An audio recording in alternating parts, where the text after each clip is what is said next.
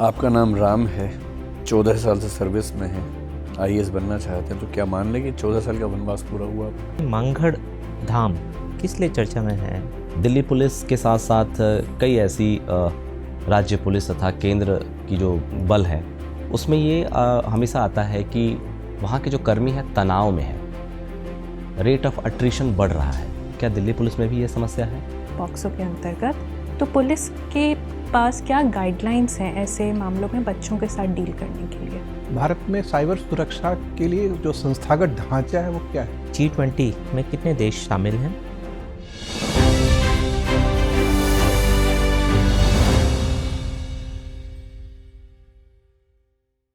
मे आई कम इन sir? Yes yes, आइए बैठिए। नमस्ते सर। नमस्ते सर। नमस्ते मैम। आपका नाम? जी सर, राम भजन कुमार। अच्छा, राम भजन, आप कहाँ से हैं? सर मैं राजस्थान के दौसा जिले से हूँ। अपना थोड़ा सा परिचय देंगे विस्तार में? जी सर। सर जैसा कि आप जानते हैं मेरा नाम राम भजन कुमार है सर। सर मेरी स्कूली शिक्षा गांव के ही स्कूल से हुई सर। उसके बाद सर 12th के बाद ग्रेजुएशन के दौरान मैं दिल्ली पुलिस में 2009 में भर्ती हो गया कांस्टेबल के पद पर सर। अच्छा। इसके बाद सर 14 साल की सर्विस में मैंने अपनी सर ग्रेजुएशन की डिग्री की स्वयं पार्टी के रूप में सर, पीजी किया और सर हिंदी से जेआरएफ किया सर। तब से सर सिविल सर्विसेज की तैयारी कर रहा हूँ। आपका नाम राम है, 14 साल से सर्विस में हैं, आईएएस बनना चाहते हैं, तो क्या मान लें कि 14 साल का वनवास पूरा हुआ आपका? जी सर, ये परिणाम पे निर्भर करता है। तो इस सर्विस को आप वनवास मानना चाहेंगे? नहीं सर, मैं बिल्कुल नहीं मानना चाहूँगा सर। ऑलरेडी सर मैं सर्विस कर रहा हूँ, पूरी स्पिरिट से कर रहा हूँ सर, तो मैं इसको ही कंटिन्यू मानना चाहूँगा। वनवास बुरा था या वो राम के देवत्व के विकसित होने की एक अनिवार्य स्थिति थी? सर जैसा कि हम जानते हैं सर, संघर्ष के बाद ही सर एक अच्छा परिणाम मिलता है सर। तो सर भगवान राम के जीवन में भी ऐसे मान सकते हैं सर। हमारे लिए जो आइडल बने सर वो, या सर जैसे उन्होंने हमारे लिए स्थापित की सर परंपराएं, सर वो उसके अभाव में सर नहीं हो पाती सर। भगवान राम के व्यक्तित्व से कौन सी 3 चीज़ें आप सबसे ज़्यादा अपने भीतर लाना चाहते हैं? जी सर। सर एक तो मैं ये सर वो रिश्तों को मैनेज करके रखते थे सर। पहला तो सर मैं उनसे ये सीखना चाहूँगा। ठीक है। दूसरा सर वो प्रजा के लिए सर, अपने कर्तव्य के लिए सर, जो राजधर्म है उसके लिए सर किसी भी हद तक जा सकते थे सर। तीसरा सर मैं ये मानना चाहूँगा सर कि वो जैसे सर अधीनस्थ तो नहीं कह सकते सर, पर जो उनसे निम्न क्रम में है उनका भी सर उतना ही रेस्पेक्ट करते थे सर। गोस्वामी तुलसीदास ने जो राम राज्य की धारणा दी, जी सर। उस धारणा की कुछ बातें आज तक के राज्य के लिए आदर्श मानी जा सकती हैं। क्या कुछ ऐसी बातें आप बता सकते हैं? जी सर। सर गोस्वामी तुलसीदास जी ने सर जो राम राज्य की धारणा दी, उसके सर कई सारे तत्व सर आधुनिक राज्य की अवधारणा से मेल खाते हैं सर। जैसे सर सर्वांगीण विकास के रूप में उन्होंने कहा सर कि अन्न धन इनकी सर कमी नहीं रहे, कोई दुखी नहीं रहे, सब स्वस्थ रहे सर। तो सर इस तरह की चीज़ें कही कोई सर। ऐसी कविता ध्यान है आप? सर दुखी न दीना सर, वही बोलने की कोशिश कर रहा था सर। ठीक। तो सर राम राज काहू नहीं व्यापा, ऐसे करके है सर। दैहिक दैविक भौतिक तापा, राम राज्य काहू ही नहीं व्यापा। जी सर। राम भजन साहित्य में राम भजन भी खूब है, कृष्ण भजन भी खूब है। जी सर। तुलसीदास ने राम भजन किया, सूरदास ने कृष्ण भजन किया। जी सर। क्या राम भजन और कृष्ण भजन की प्रकृति में कुछ खास अंतर दिखता है हमें हिंदी साहित्य में? जी सर। जी सर, जैसे कि सर राम भजन है सर, एक तरह से मर्यादावादी, मर्यादा पुरुषोत्तम राम कहा जाता है सर। तो उस तरह से सर वो मर्यादा में बंधी हुई चीज़ें हैं जैसे राम भजन में सर। कृष्ण भजन में सर कहीं ना कहीं सर लोक रंजन का भाव है सर, आचार्य रामचंद्र शुक्ल के शब्दों में कहे तो सर। और सर राम के जो भजन है उनमें लोक रक्षा का भाव कहीं ना कहीं सर प्रतिबिंबित होता है। ये बताएं कि कबीरदास ने भी राम नाम का खूब प्रयोग किया अपने ईश्वर के लिए। जी सर। तुलसी ने भी किया। लेकिन साहित्य में एक अच्छी डिबेट ये है कि कबीर के राम और तुलसी के राम यद्यपि नाम समान है, किंतु दोनों की धारणाओं में बहुत अंतर है। क्या है अंतर कबीर के राम और तुलसी के राम में? जी सर, जैसा कि सर कबीर ने खुद कहा है सर, दशरथ सुत तिहु लोक बखाना, राम नाम का मरम है आना। तो सर कबीर के राम निर्गुण राम है, जिसमें सर जो सगुण राम है वो भी शामिल है, और सर उससे जो अनंत शक्ति है सर जो चलाती है सर, वो वहाँ तक सर उसका विस्तार माना जा सकता है। जब कबीर की बात शुरू हो ही गई है तो कबीर ने कुछ ऐसे दोहे लिखे जिसमें कुम्हार का जिक्र किया और बड़ी गहरी बातें कही। क्या कोई ऐसा दोहा भी याद कर पा रहे जिसमें कुम्हार और मिट्टी की बातचीत चल रही हो? सॉरी सर, मैं याद नहीं कर पा रहा। मैं बोलता हूँ, आप मुझे उसका अर्थ बताइए। जी सर। माटी कहे कुम्हार से, तू क्यों रोंदे मोए, एक दिन ऐसा आएगा मैं रोन दूंगी तोए। जी सर। क्या मतलब हो सकता है इस बात? इसका सर ये अभिप्राय है सर कि कबीर माटी से ये कह रहे हैं कि मतलब सर परिस्थितियों कबीर माटी से करें सॉरी सर सर माटी कहे परिस्थितियों के कुम्हार से तू क्यों रोंदे मोए, एक दिन ऐसा आएगा मैं रोन दूंगी तोए। जी सर। सर ये परिस्थितियों के परिवर्तन को दिखाती है सर। आज परिस्थितियाँ कैसी है कल को दूसरी भी हो सकती है। आप सरल अर्थ तो बताइए भावार्थ तो बात की बात है, अर्थ क्या है इसका? ये सर जीवन के अंत के बारे में शायद सर कुछ कहा गया है कि जिस तरह से घरों में कोई आदमी रहता है एक दिन मिट्टी में मिल ही जाना है सर, इस तरह का सर शायद कुछ समझ। ठीक है सर। राम भजन, आपने एनएसएस में कुछ भागीदारी की थी। जी सर। क्या है एनएसएस? सर राष्ट्रीय सेवा योजना है सर। ये महात्मा गांधी जी के विचार को आगे बढ़ाती है सर, जिसमें सर युवकों को राष्ट्र के लिए काम करने की प्रेरणा देने और सर उनमें वो आदत विकसित करने के लिए ये शुरू किया गया सर। कब शुरू किया गया? ये सर 1962 के आसपास सर, 60 के दशक में शुरू किया गया सर। अच्छा, क्या उपलब्धियां हैं आप आज तक इसकी? ये सर युवाओं का ऐसा एक कैडर तैयार करने में सर सक्षम हुआ है जो सर आगे जाके विभिन्न क्षेत्रों में काम कर सकते हैं सर। और सर युवाओं में अनुशासन की भावना पैदा करने में सर राष्ट्र हित की भावना, इसके साथ सर कम्युनिटी और जो युवाओं में गैप आ जाता है सर स्कूलिंग के बाद, तो सर उसको पाटने में कहीं ना कहीं मददगार साबित हुआ सर। तो एनसीसी के होते हुए फिर एनएसएस शुरू करने के पीछे क्या तर्क था? सर एनसीसी कहीं ना कहीं सर रक्षा बलों के पूरक जो सर युवाओं को उस तरीके से तैयार करने का उद्देश्य रखता है सर। पर एनएसएस सर दोनों तरह के उद्देश्य रखता है, जिसमें सर समाज में रहते हुए भी और सर अगर सैन्य बलों के पूरक के रूप में भी काम करना पड़े तो भी सर युवा काम आ सके सर। तो इस तरीके से अलग है सर। आपके डैप से पता लगता है कि आपने 2007 में 12वीं की परीक्षा उत्तीर्ण की जी सर। और 2010 में ग्रेजुएशन पूरा किया। जी सर। लेकिन आपने ये भी लिखा है कि 13 अप्रैल 2009 को आपने नौकरी ज्वाइन कर ली। जी सर। तो नौकरी करते हुए फिर कॉलेज की पढ़ाई कैसे की आप? सर उस वर्ष सर सेकेंड ईयर में था मैं, तो सर मैंने एग्ज़ाम देने के बाद थोड़ा सर 10 दिन का गैप करके और फिर ज्वाइन किया था सर एग्ज़ाम देने के बाद सर। फिर अटेंडेंस कैसे मैनेज किया? सर उससे एग्ज़ाम लगने के बाद तो सर जाना नहीं होता सर, तो रिजल्ट का वेट करना होता है। थर्ड ईयर में? थर्ड ईयर सर मैंने नॉन कॉलेज से की, उसके बाद सर मुझे जो डिग्री मिली वो नॉन कॉलेज की मिली सर। अच्छा, तो इसी प्रकार से एमए भी आपने नॉन कॉलेज से ही? जी सर। ये बताएं, आपने लिखा है कि आप साइबर डिपार्टमेंट में काम कर रहे हैं। जी सर। भारत में साइबर सुरक्षा के लिए जो संस्थागत ढांचा है वो क्या है? सर एक तो एनआईसी है sir, national information centre sir, वो सर ऐप डेवलप करता है साइबर सिक्योरिटी के लिए। इसके अलावा सर एक एनसीआरपी पोर्टल बनाया गया है सर गृह मंत्रालय के द्वारा, उस पर सर कंप्लेंट लॉन्च की जा सकती है। इसके अलावा सर दिल्ली पुलिस के अंडर में सर एक साइपैड बनाया गया है जो सर पूरे भारत में जो फोरेंसिक है साइबर से संबंधित उसके लिए हेल्प करता है। क्या हमारे पास कोई साइबर आर्मी भी है? Sir sorry sir, cyber army नहीं है सर, पर इससे कमांड विकसित करने का विचार चल रहा है सर, साइबर कमांड। दुनिया के किसी अन्य देश में ऐसा कोई कमांड है? सर जहाँ तक मैं सोच पा रहा हूँ सर यूएसए के पास है सर। अंदाजा लगा रहे हैं कि जानकारी है? सर अंदाज़ा लगा रहा हूँ सर। बाहर के देश रूस और चीन से साइबर हमले की शिकायतें बार बार आती रहती हैं। जी सर।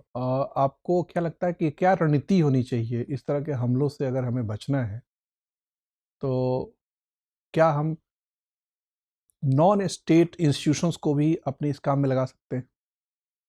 सर जहाँ तक मेरा मानना है सर, स्टेट को ही सर इस एरिया में सर ऐप्स वगैरह या फायरवॉल सर, इसके अलावा सर एक डेडिकेटेड रणनीति होनी चाहिए सर ऐसी चीज़ों से निपटने के लिए सर। जैसे कि सर एम्स में अटैक हुआ था अभी, और सर सरकार के द्वारा कई चीनी ऐप्स को भी प्रतिबंधित किया गया सर। और सर लेटेस्ट में अभी सर भारत ओएस करके सर एक ऑपरेटिंग सिस्टम भी आया सर, इंडिया ने खुद का डेवलप किया है। तो सर इस तरीके से सर हम अपने नागरिकों की और सर सिस्टम की सुरक्षा कर सकते हैं जो विदेशी साइबर हमले सर। अच्छा, आजकल चौथे औद्योगिक क्रांति की चर्चा चल रही है, क्या है ये चौथी औद्योगिक क्रांति? सर चौथी औद्योगिक क्रांति सर जो उभरती हुई टेक्नोलॉजीज है सर, जैसे सर रोबोटिक्स है और एआई है सर, डेटा एनालिसिस है sir, big data analysis sir. तो सर इनके ऊपर इनसे सर सुविधाओं के रूप में उपयोग करके और सर उद्योग क्षेत्र में विकास करने की नीति। चौथी औद्योगिक क्रांति को भारत में प्रोत्साहित करने के लिए सरकार ने क्या किया है? कौन सी नीतियां या कार्यक्रम बनाए? जी सर आत्मनिर्भर भारत है सर, योजना के तहत सर रोबोटिक्स सर अलग अलग क्षेत्रों का विकास किया जा रहा है सर। उनमें सर जैसे पीएलआई स्कीम है इस तरह की स्कीम लागू करके सर नैनो टेक्नोलॉजी मिशन है सर एक, और सर एआई के लिए भी सर नीति आयोग ने मिशन की अनाउंस किया है सर पिछले। धन्यवाद। राम भजन जी, जी सर। आप दिल्ली पुलिस से संबंध रखते हैं, जी सर। क्या मुझे बता सकते हैं कि पुलिस व्यवस्था में ऐसा क्या है कि पुलिसकर्मी एफआईआर दर्ज करने से बहुत कतराते हैं? जी सर मैं बताना चाहूँगा सर, सीआरपीसी के सेक्शन 154 के अनुसार एफआईआर दर्ज करना पुलिस अधिकारी का कर्तव्य है सर। इसके बावजूद भी सर नहीं किया जाता, तो इसके पीछे सर जो वजह मैं ढूंढ पा रहा हूँ सर मेरे अनुभव के अनुसार सर एक तो वर्कलोड का है सर। तो पुलिस में सर कार्यबल कम है, तो वर्कलोड बहुत ज़्यादा रहता है, तो कहीं ना कहीं अवॉइड करने की कोशिश करते हैं ताकि वर्कलोड नाजायज बढ़े नहीं। दूसरा सर जो फॉल्स कंप्लेंट्स होती है उनकी संख्या भी कहीं ना कहीं मायने रखती है सर। कोर्ट के बाहर लोग आपस में समझौता कर लेते हैं और वर्कलोड पुलिस का बढ़ जाता है। तीसरा सर कहीं ना कहीं इसमें सर राजनीतिक भूमिका भी होती है, राजनीतिक दबाव भी सर कहीं ना कहीं काम करता है। क्या ये कारण भी है कि अगर एफआईआर की संख्या किसी पार्टिकुलर एसएचओ के क्षेत्राधिकार में अगर बढ़ गई है तो ये इंडिकेटिव है कि एसएचओ प्रभावी तरीके से काम नहीं कर रहे हैं, वहाँ का क्राइम रेट बढ़ गया है, क्या ऐसा है? सर ये ठीक से मूल्यांकन करना पड़ेगा। हो सकता है सर कि जो एफआईआर की संख्या बढ़ी है वो सर ऐसी धाराओं में हो जो छोटे छोटे क्राइम हो सर, वो गंभीर क्राइम को छोड़ दिया गया हो, या सर सिर्फ डेटा के लिए ही बढ़ाने के लिए किया गया हो। अगर सर वास्तविक है, पुराने डेटा से तुलना करके देखा जा सकता है सर। अगर रिपोर्टिंग उस हिसाब से इंक्रीज हुई है जितने क्राइम पहले दर्ज नहीं होते थे, तो सर ये एक अच्छा कदम माना जा सकता है। ठीक है, एफआईआर दर्ज करने से लेकर चार्जशीट फाइल करने की प्रक्रिया तक एक टर्म है जो यूज़ होता है, इसे हम कहते हैं एफआर।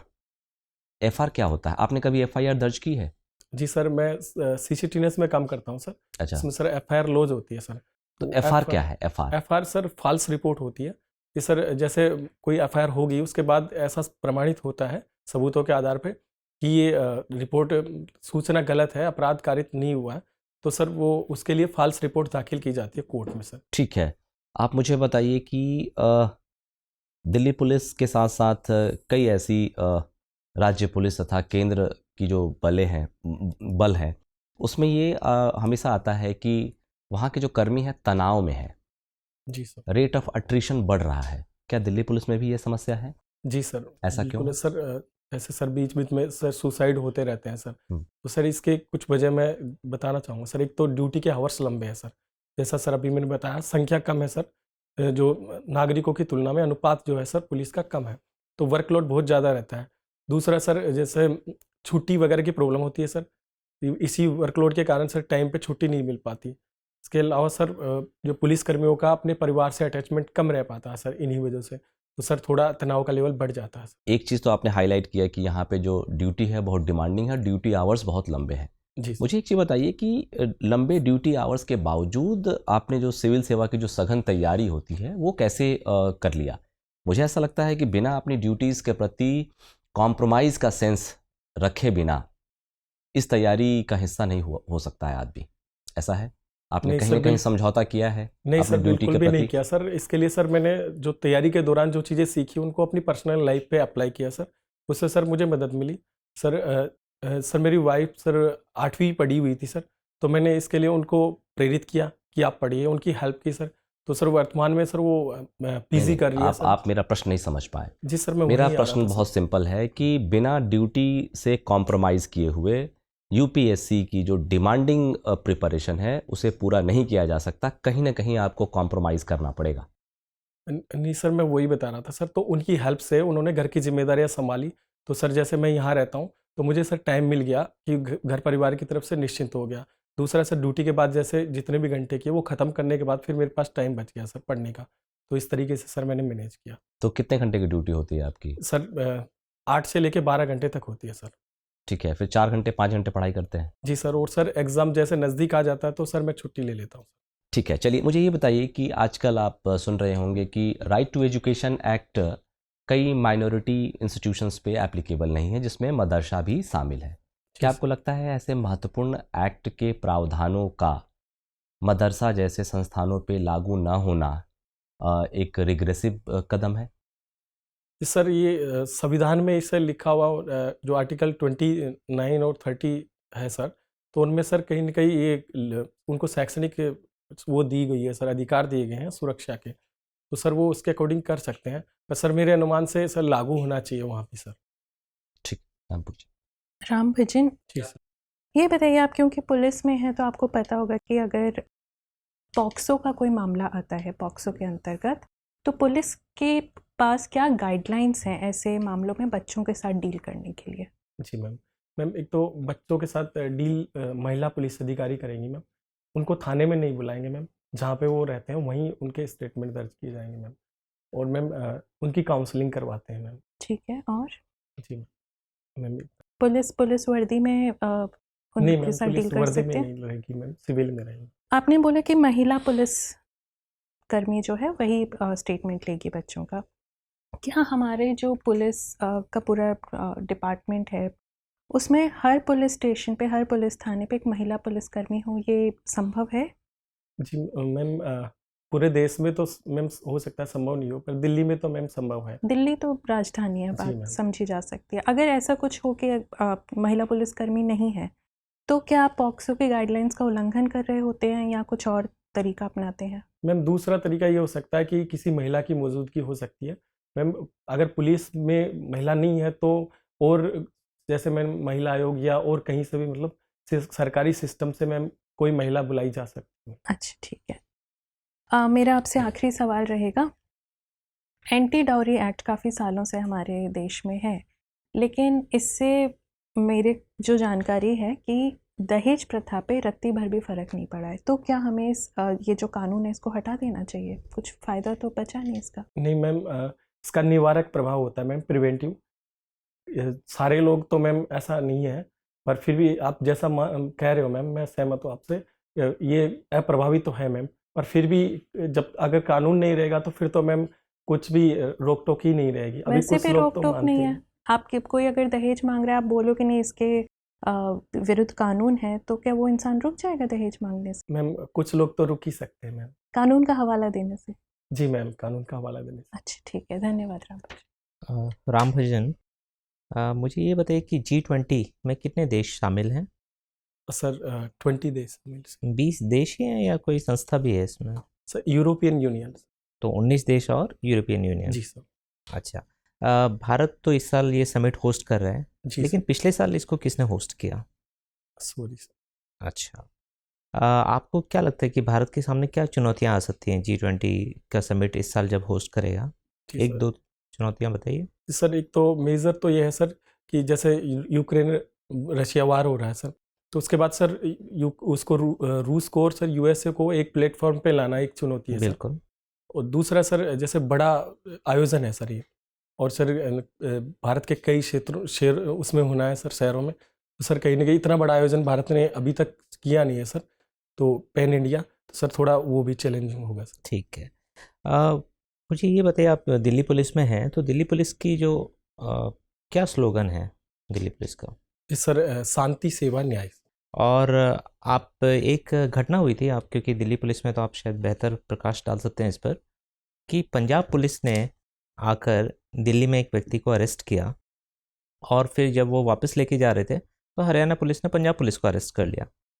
तो इस तरीके से पुलिस के द्वारा ये कैसी इमेज लोगों के बीच में दिखाता है? जी सर इसका प्रावधान होता है सर। जैसे बाहर के इलाके की पुलिस अगर सर किसी स्टेट में आती है तो लोकल थाने को इन्फॉर्म करना होता है सर, उनके साथ मिलकर कार्रवाई करनी होती है सर। तो सर अगर वो उनके बिना करते हैं तो सर कैसे आइडेंटिफाई करेंगे कि पुलिस है या? तो इसमें किसको दोषी पाते हैं आप? सर मुझे लगता है कहीं ना कहीं कि बेटर कोऑर्डिनेशन होना चाहिए था सर, तो ये कोऑर्डिनेशन की कमी को बताता तो क्या है पंजाब पुलिस ने दिल्ली पुलिस को इन्फॉर्म नहीं किया? सर शायद नहीं और किया अगर होगा वो सर। गलत था तो हरियाणा पुलिस का कितना सही था कि अरेस्ट कर लें पंजाब पुलिस को? सर अरेस्ट तो नहीं करना चाहिए था सर, बातचीत करनी चाहिए थी सर, ऑफिशियल लेवल पे सर कोऑर्डिनेशन करने का प्रयास करना चाहिए। ठीक है। प्रकाश सिंह केस क्यों बहुत महत्वपूर्ण है? जी सर प्रकाश सिंह बाद में सर जो वेटेड पुलिस रिफॉर्म्स थे सर, सुप्रीम कोर्ट ने उस पर फैसला दिया था और सरकार को आदेश दिया था कि आप इनको जल्दी से लागू कीजिए। अच्छा, तो फिर क्यों नहीं लागू हो पा रहे हैं? सर उसमें कहीं ना कहीं राजनीतिक इच्छा शक्ति का सर अभाव है सर। अच्छा, आप राजस्थान से आते हैं, तो ये बताइए कि मानगढ़ धाम किस लिए चर्चा में है? जी सर मानगढ़ धाम डूंगरपुर में था सर, डूंगरपुर डिस्ट्रिक्ट में।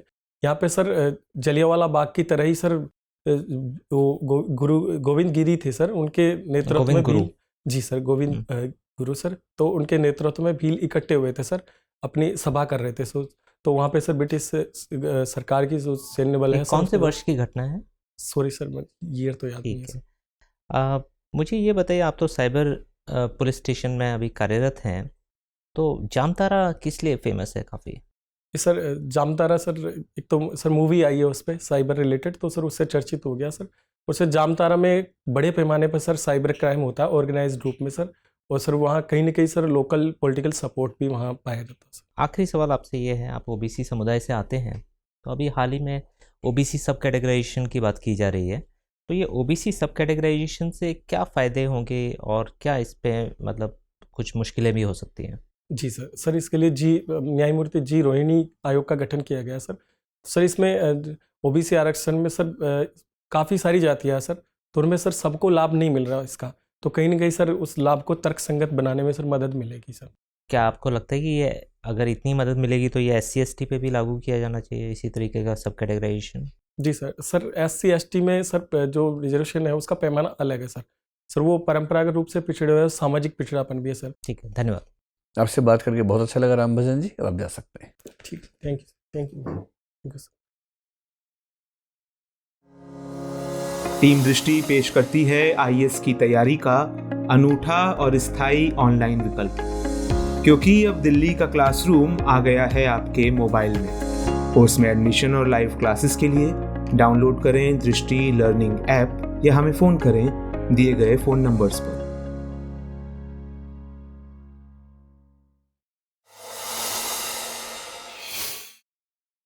जब आप बैठते हैं ना तो कोट का बटन खोल लिया कीजिए। आप पिछली बार भूल गए थे सर कि ऐसे बताया था सर दूसरे मुख में कि खोलो मत खोलो, अपना कंफर्टेबल देख लो, तो सर मुझे ऐसा लगा नहीं। तो ज़्यादा सहज किस में रहते हैं आप? सर मैं तो दोनों में रह लेता हूँ सर, वैसे भी अच्छा। ठीक था सर। ठीक है, फिर बहुत टेंशन मत लीजिए। जी सर। आपकी एंट्री बढ़िया है, आपकी ड्रेस भी काफ़ी अच्छी है, लेकिन अगर थोड़ा सा चेंज कर सकते हो तो केवल अपनी शर्ट का रंग थोड़ा सा चेंज कर लीजिए। जी सर, कौन सा होना है? हल्की आसमानी, क्योंकि आपका जो सारा कॉम्बिनेशन है ना वो ब्लू और ब्लैक का है।